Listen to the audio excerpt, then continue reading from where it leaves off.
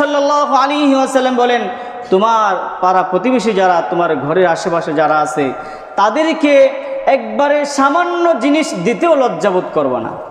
হালকা জিনিস, এটা কি তাকে দিব কি মনে করে না করে না। রাসূল বলেন, সামান্য জিনিস, অল্প হলেও কম হলেও তাদেরকে দিতে তোমরা লজ্জাবোধ করবে না।